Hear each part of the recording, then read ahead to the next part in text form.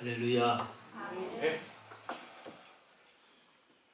예수님께서 공생의 사역을 시작을 하시고 이제 예수님은 유대 지역에서 제자들이 세례를 주는 것을 이렇게 보시다가 이 제자들과 함께 갈릴리로 사역의 장소를 옮기시게 됩니다.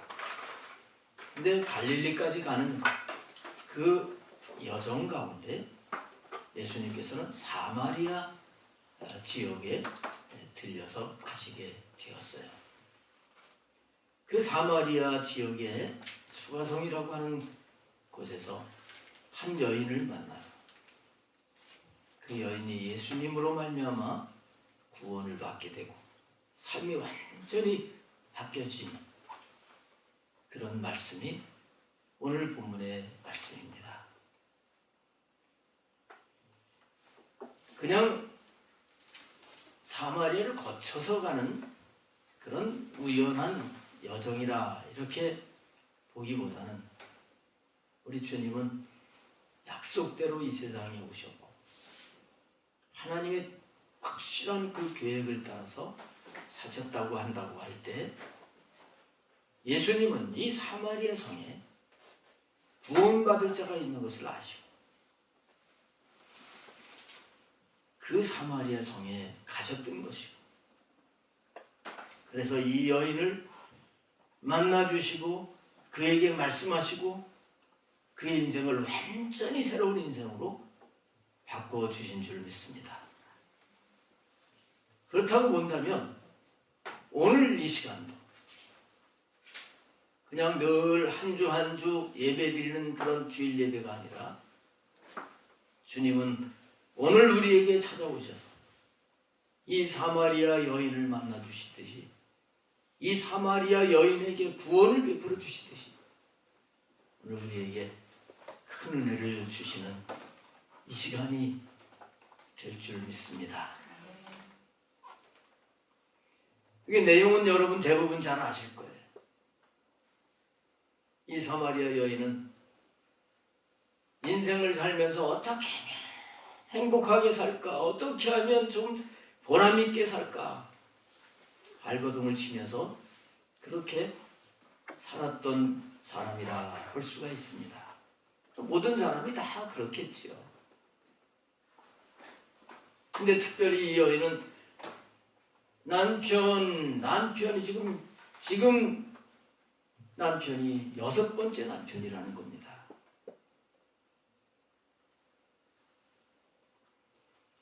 이 사마리아 여인은 다른 사람들은 다 저녁 때 물을 길어다가 물을 먹는데 낮에 뜨거워가지고 사람들이 왕래하지 아니하는 12시 여기 6시라고 하는 것은 12시입니다. 정오에 우물물을 기르러 왔던 거예요. 자기는 나름대로 행복하게 살려고 인간답게 살려고 했지만 그 결과는 사람들을 만나기가 싫고 또 사람들에게 부끄러운 그런 모습이 되었고 이 수가라고 하는 이름의 뜻은 마지막이라고 하는 뜻을 가지고 있어요. 내 인생은 이렇게 마지막인가 보다. 이런 마음으로 물을 길러 왔던 거죠. 그런데 이 사마리아 여인을 예수님이 만나주시고 그 사마리아 여인이 완전히 달라졌습니다. 그 우울한, 그 부끄러운 수치심, 열등감 이런 것들을 다 떨쳐버리고 이 여인은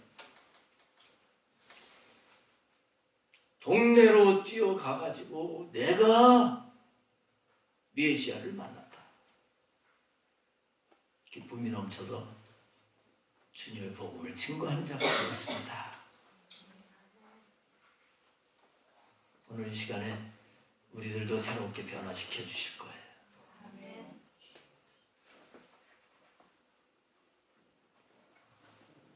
여러분, 우리가 분명히 알아야 될 것은 세상의 어떤 것으로도 진정한 만족을 얻을 수가 없는 우리라고 하는 걸 알아야 됩니다.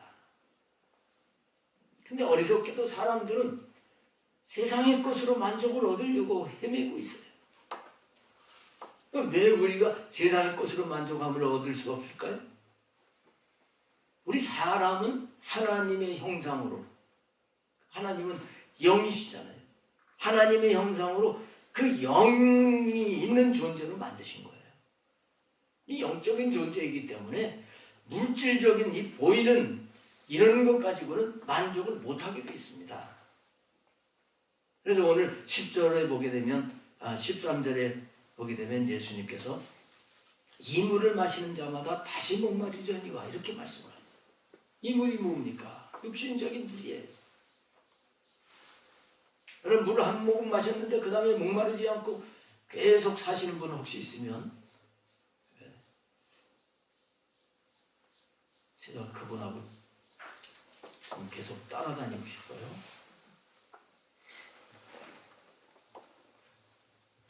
세상의 물, 세상의 물질, 세상의 명예 권세, 그게 나의 갈증을 채워줄 줄 알고 사람들은 그걸 위해서 그렇게 살지만 그게 우리 인생의 갈증을 채워줄 수가 없다는 사실을 알아야 되는 것입니다. 이 단풍철이잖아요. 지금 설악산과 오대산이 아주 단풍 절정이라고 하는 뉴스를 봤습니다.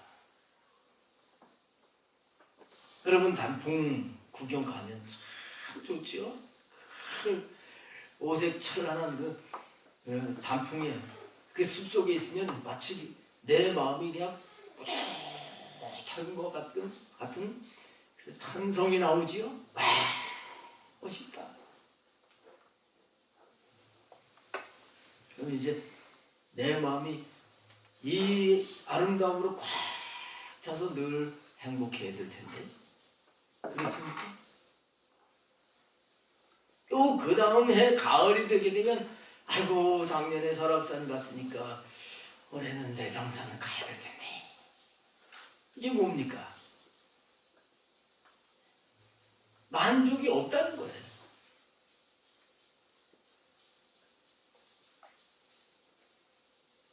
여행들을 요즘 많이 다닙니다만 그 여행을 또 가고 싶다, 이 속에는 만족이 없다는 겁니다. 아마 그것으로 만족한다고 하면 이제 됐다, 그리고 아예 여행 갈 생각이 안 날 거예요. 여러분, 빨리 깨달아야 되는 것입니다. 우리가 보이는 것을 주목하고 사는 삶이 되어서는 안 돼요. 보이는 것은 잠깐이요, 보이지 않는 것은 영원하다고 말씀을 하셨잖아요. 여기 오늘 본문에 예수님은 보이는 분으로 이 땅에 오셨을 때입니다.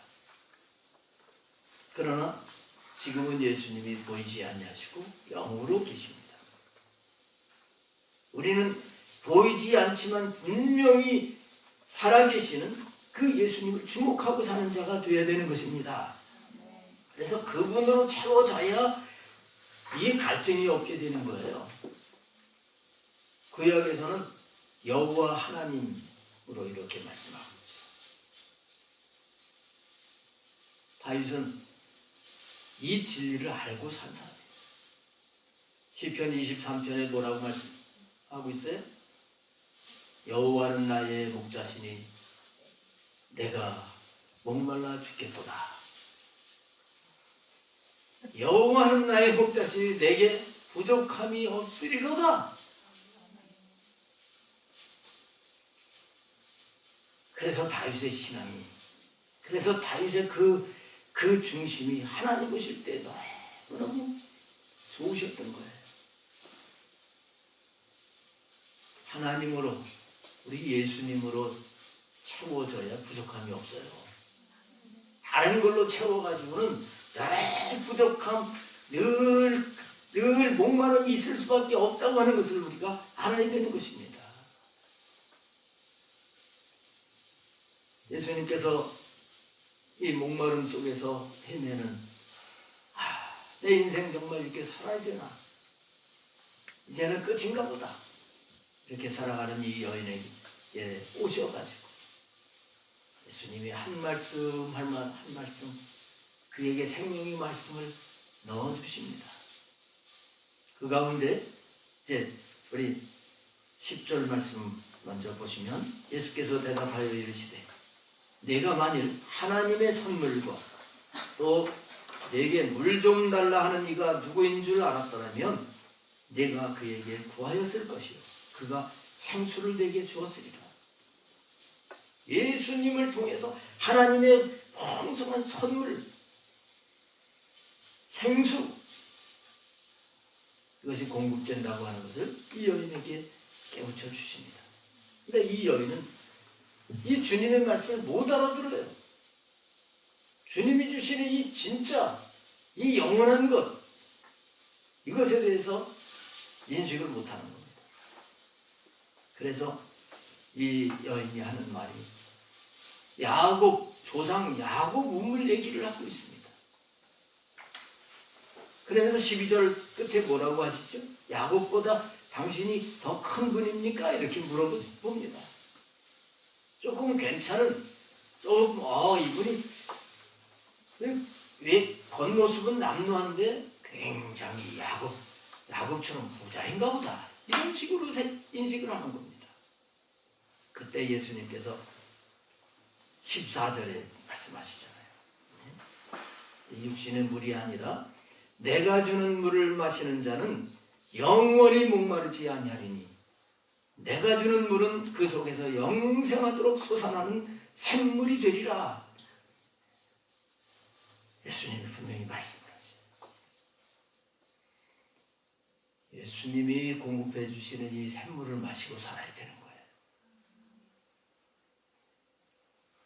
우리가 갈증 없이 누리면서 살기 위해서는 주님이 공급해 주시는 이 신령한 것을 이거를 먹고 마시고 살아야 됩니다. 그리고 우리는 이 성경 말씀이 전부 예수님에 대해서 말씀하신 그분과 관계만 바로 되면 다 된다고 하시는 이런 말씀으로 믿어줘야 돼요. 이러면 갈증이 없게 되는 거예요. 그게 안 돼서 그런 거예요. 근데 이렇게 되기 위해서 반드시 또 되어줘야 될 것이 있는데 그게 뭐냐면 성령 충만입니다. 성령으로 충만해져야 돼요.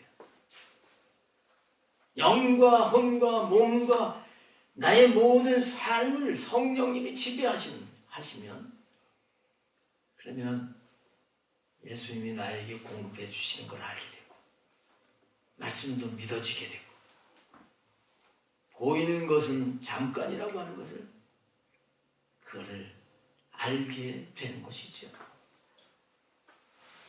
여러분 분명히 우리가 알아야 됩니다. 우리 예수 그리스도는 우리 인생 사는데 모든 문제를 다 해결해 주신 분이에요. 아멘을 안 해도 그래요. 예수님이 십자가에서 죽으시고 죽으실 때 마지막에 다 이루었다고 그 다 이루었다고 하는 것은 구약에서 하나님께서 예수 그리스도를 통해서 어떠한 구원을 이루실 것인가 하는 것이 다 이루어졌다는 거예요. 구약은 계속 그분이 오실 것을 말씀하시는데 그분이 바로 메시아라고 하는 것입니다. 히브리어로 메시아, 헬라어로는 그리스도예요. 그 예수님이 이 땅에 오셔서 우리 인생의 죄로 인한 모든 짐을 다 담당을 하실 것이다. 이 예언대로 예수님께서는 십자가를 치시고 마지막 피 한 방울까지 다 쏟아서 주시면서 다 이루었다 하고서 운명을 하신 거예요.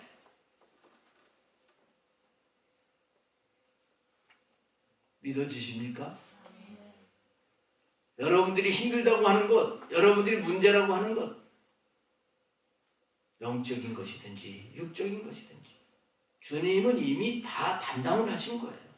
다 담당을 하셨어요. 그뿐만 아니라 다 담당을 하시고 하늘로 올라가시고 그래 네가 이제 알아서 해라.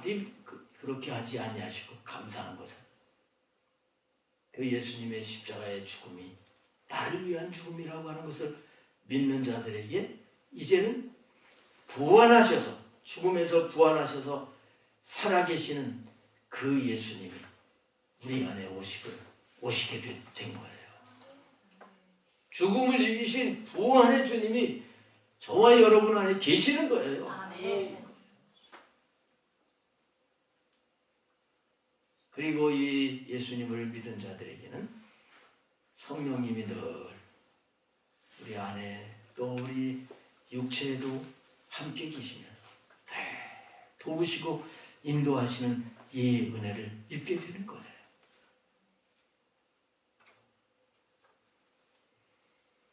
주님은 잠깐만 우리에게 도우시고 그러신 분이 아니에요.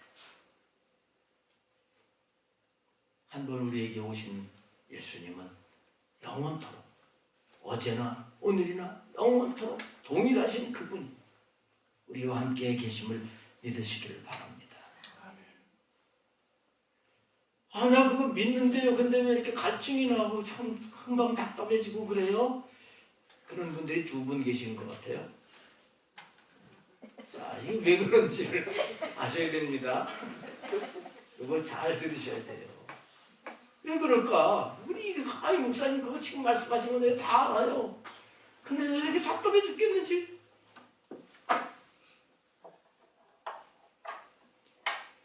저도 과거에는 그랬습니다. 저도 하나님의 은혜를 맛봤을 때 내가 이제는 주님만 붙들고 말씀대로만 살아야 되겠다. 근데 그게 얼마나 버거운지 몰라요.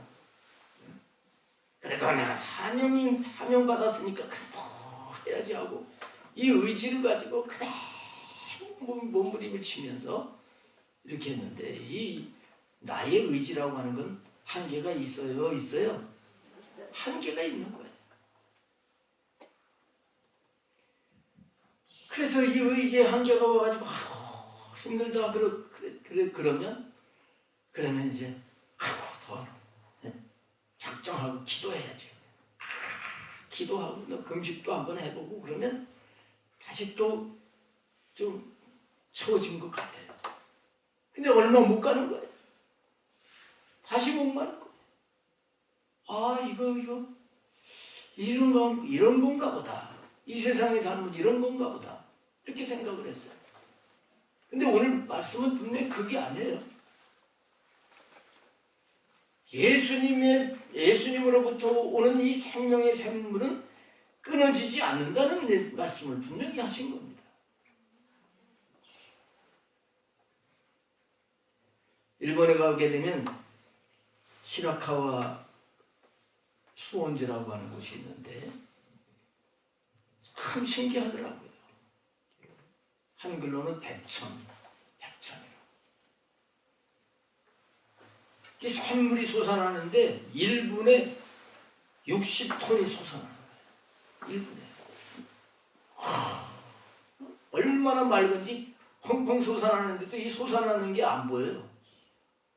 근데 양쪽으로 그냥 큰 도랑으로 이렇게 물이 거기서 솟아나는 물이 철철 흐르는데 이 물이요 참 좋아서 생수로도 시판되고 거기서 병을 사가지고 그 물을 이제 떠갖고 오고 떠먹고 그런 곳이에요.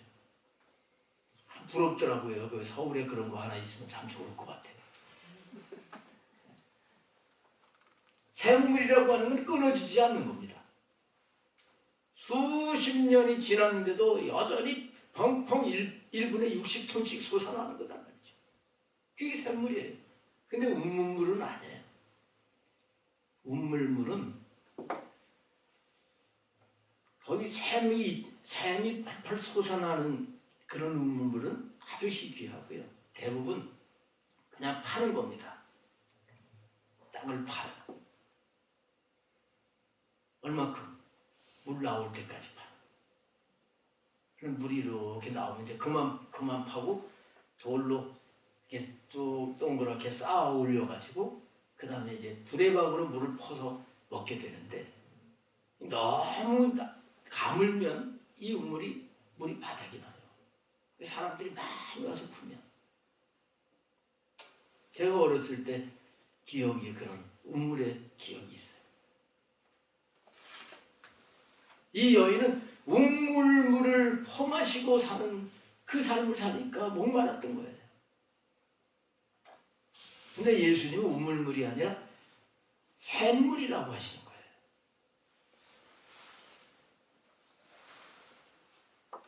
근데 이렇게 생수를 끊임없이 공급해 주시는 생명의 샘물이신 주님을 만났는데 처음부터 갈증이 해결됐습니까? 아니라고 하는 것을 여기 말씀하고 있어요. 처음에 이 사마리아 여인은 예수님을 그냥 평범한 유대인으로 그렇게 봤습니다. 예수님 물 좀 달라고 하시는데 그분이 생명의 샘물이신 예수님이시래요. 근데 물 좀 달라고 하는데 그분을 모르고 아니 유대인인 당신이 사마리아 사람인 나에게 어떻게 물을 달라고 합니까? 다른 사람들은 유대인이라고 하면 사마리아 사람들과 상종을 하지 않습니다. 원래는 한 그 민족이죠. 근데 남북으로 갈라지면서 이 오므리 왕이라고 하는 이스라엘 왕이 사마리아 그 지역에 성을 쌓습니다. 근데 문제는 하나님을 버리고 우상 숭배를 하고 그렇게 살았을 때 그 악이 고조도에 이를 때 하나님께서 아수르라고 하는 나라를 보내셔가지고 이스라엘이 망하게 하신 거예요. 그래서 사마리아 사람들이 아수르의 포로로 끌려가게 되고 그 대신 아수르 사람들이 또 남아있는 사람들과 함께 와가지고 같이 피가 섞이면서 혼혈족이 된 거예요. 이 유대인들은 아이고 저 부정한 사람들 그러면서 저주받은 사람들 그러면서 미워했던 겁니다. 근데 예수님께서 오셔가지고 물 좀 달라고 하니까 놀래가지고 당신 유대인인데 특별한 유대인이에요. 이 정도로 알았던 겁니다. 근데 예수님께서 나를 통해서 하나님의 선물을 내려주고 생수를 준다 그러니까 야곱보다 큽니까? 조금 대하는 게 달랐어요. 신앙생활도 마찬가지입니다. 예수님을 영접을 했을지라도 그 예수님을 어떻게 알고 어떤 관계를 가졌냐에 따라서 그 예수님의 능력 안에서 날마다 승리하는 삶이 있고 예수님 믿긴 믿었는데도 아직도 갈증이 나서 헤매고 방황하는 이런 삶을 사는 사람이 있다는 것을 알아야 돼요. 그런데 예수님께서 이 사마리아 여인에게 계속 또 말씀을 하시잖아요. 사마리아 여인의 예수님에 대한 생각이 달라졌어요. 당신은 선지자로서이다. 선지자라고 이렇게 바뀌어졌죠. 근데 이 선지자로 아는 수준 가지고도 아직 이 여인이 채워지질 않았어요. 이분이 메시아다.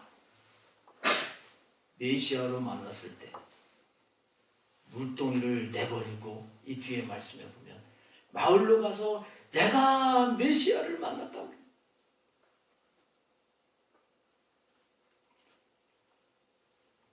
여러분 예수님을 다 믿으시지요?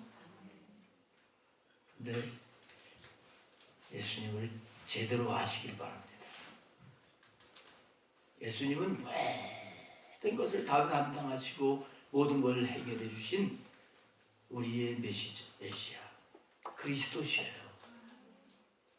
그분이 하나님이십니다. 그 하나님, 이 세상을 창조하시고 이 세상을 다스리시는 그 하나님이 내 안에 있는데 뭐가 걱정이 돼요?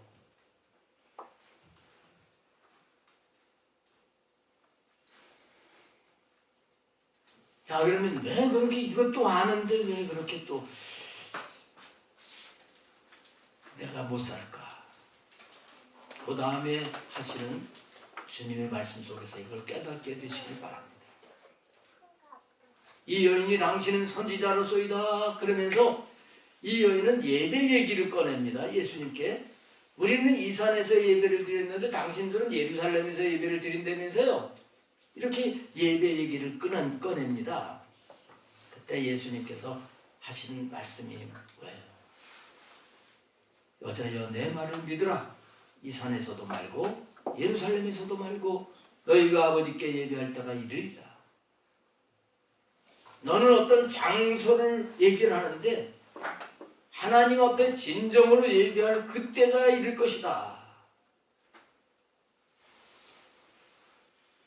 장소 개념으로 예배를 생각을 한다면 이 사람은 날마다 주님으로 충만한 이 생명을 공급받는 이 삶을 잘 못 살 겁니다. 교회에서는 잠깐 우물물을 퍼먹듯이 하루 오늘 은혜 받았어. 하루 감사해. 이렇게는 할 수 있을 거예요. 그런데 그런 장소 개념은 종교 생활이라 이렇게 볼 수 있어요. 형식적으로 이 산에서 우리는 예배를 드려야 돼 그러면서 형식적으로 예배 드리는 이 사마리아 여인이 생활이 이렇게 엉망진창 그냥 남편 내 마음에 안 들면 버리고 해가지고 지금 6번째 남자를 데리고 사는지 하여튼 뭐 같이 사는지 모르지만 이런 삶인 거예요. 예배를 드리는 사람입니다. 안 드리는 사람이 아닙니다.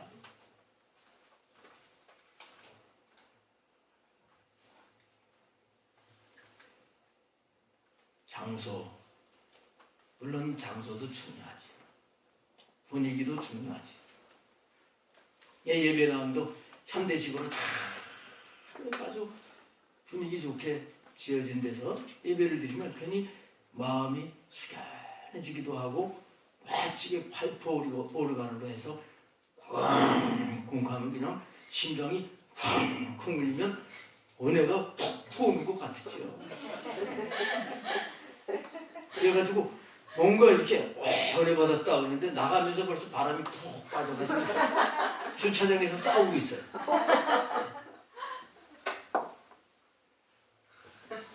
이 사마리아 여인의 신앙이 바로 이런 거예요. 근데 예수님께서 어떤 예배를 드리는 자를 찾는다고 하셨어요? 영과 진리로 예배를 드리는 자를 찾는다. 여기서 영이라고 하는 건 성령입니다. 성령. 우리는 예배를 드릴 때 늘 성령님을 의지하고 따라가면서 예배를 드려야 됩니다. 오늘 이 자리에 성령님이 계셔요. 성령님이 계셔요. 그리고 진리라고 하는 건 뭐라 그랬습니까? 진리는 말씀이 진리고 예수님이 내가 길이요 진리요. 예수님이 진리예요. 근데 진리로 예배를 드린다고 하는 것은 뭐냐면 지금 성령님 안에서 지금 나에게 말씀을 하신다. 실제로. 진리는 실제의 뜻을 가지고 있다고 그랬어요. 실제로 살아계신 예수님은 지금 이 자리에 계신다. 나를 만나 주신다. 이런 예배를 드리기를 원하시는 거예요. 다 가가지고 오늘 성가대 찬양 참 잘했네. 오늘 연습 덜 한 것 같아. 그게 아니에요.